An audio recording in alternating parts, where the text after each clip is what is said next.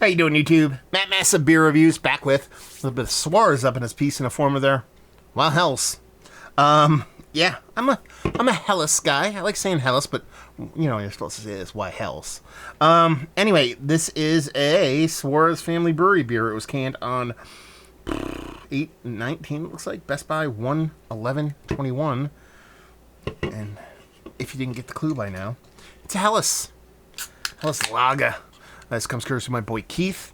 You all know Keith. He's been a very generous fella to the channel for many years. He started his own, I don't want to say straight up beer channel because he'll probably do a lot more than just beer on it, but go check him out. 93 Lumber. If I remember, I'll put the link down below. As far as the label goes, I think all the Suarez lagers are pretty much just font, just different color, background, and all that kind of stuff, so I dig it.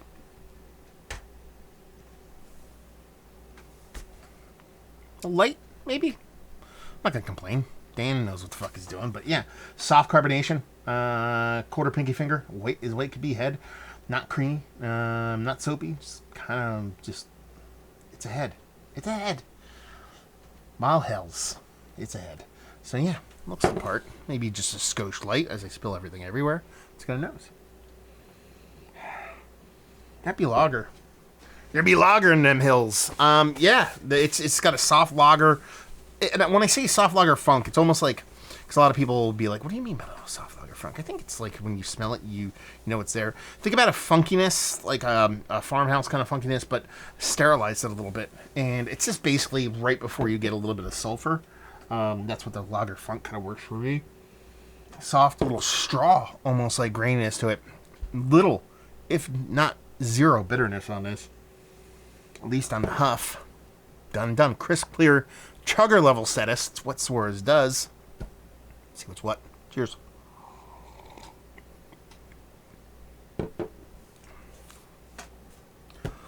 Yeah, I could drink like 9 billion of these. Yeah, it's I don't know the ABV in this. It's probably sub 5. I'm not right at 5. Just crisp, clean. The quintessential definition of a crispy boy. Doesn't have hefty density to it. It has a nice soft maltiness to it. It has a little bit of straw kind of characteristics going on. I quite like that. There is a bittering to it, but it's very, very minimal. It's just enough there to kind of add a little bit of balance to the beer itself. That little bit of lager, yeasty vibes. Beautiful carbonation. Done and done. This is what I imagine that... And I don't mean this in the disparaging way. This is actually very much a compliment. I imagine this is what a lot of the macro beers tasted like. Not at inception, but after, decades of tweaking and messing with, your Bud Liqueurs of the world. A lot of your German, although I guess they're still similar, but a lot of your kind of mass marketed German lagers and stuff like that nowadays. This is kind of what I think a lot of them tasted like. It's basically macro lager, but it's not macro, and it's not that kind of adjunct driven kind of stuff. It's crisp, clean, drinkable, but it has a little bit of density to it, so it's not super, super light. It's just beer. It's I talk about Merriam-Webster Dictionary this, Merriam-Webster Dictionary that, as far as trying to quantify what a lot of breweries do or what a lot of beers do. This, to me, would be perfect for beer. What's this? This is beer. What do you mean it's beer? It's beer flavored beer. Like, that's what this is. That's not a knock. I know I keep saying that. I'm not trying to be a slight. It is not. It's actually very much a positive because this is what I want in 30 racks. This is what I want in a kegerator. This is what I want in a quarter keg. Not a sixtel. This is what I want to drink. This is what I want coming out of my faucet in my house. I reserve that for like the 2 or 3% table beer, but you know what I'm getting at.